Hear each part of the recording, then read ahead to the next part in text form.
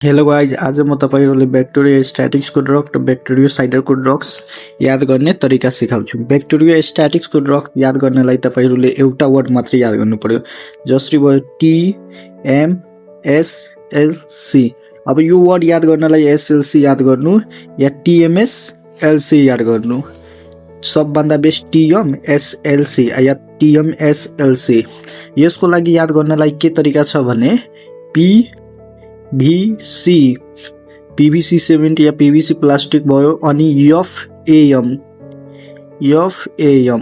अब हेर्नु T बाट टेट्रासाइक्लिन, M बाट माइक्रोलिड्स, S बाट सल्फोनामाइड्स, C बाट क्लोरामफिनोलिकल, क्लिन्डामाइसिन, लिन्जोलाइड। अब यो ब्याक्टेरियोस्ट्याटिक्स याद गर्नलाई TMSLC याद राख्नु पर्यो भने ब्याक्टेरियोसाइडर याद गर्नलाई PVC या FAM। P बाट पेनिसिलिन, C बाट सेफारोस्पोरिन, F फ्लोरोक्विनोलोन्स, एमिनोग्लाइकोसाइड, भेन्कोमाइसिन, मेट्रिन्डाजोल।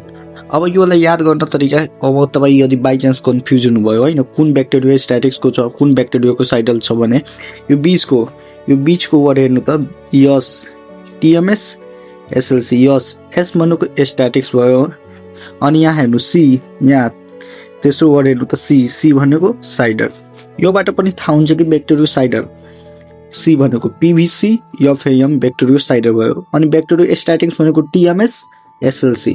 अब यसको ड्रग्सको याद गर्नलाई पनि TMSLC याद राख्न सक्नुहुन्छ ब्याक्टेरियोस्ट्याटिक्सको लागि पनि ब्याक्टेरियोसाइडरको लागि PVC FAM। यो तरिका तपाईहरुले कस्तो लाग्यो मलाई कमेन्टमा लेखिदिनु होला अनि अरु यस्तो भिडियो हेर्नलाई सब्स्क्राइब, लाइक अनि एउटा राम्रो कमेन्ट गरिदिनु होला।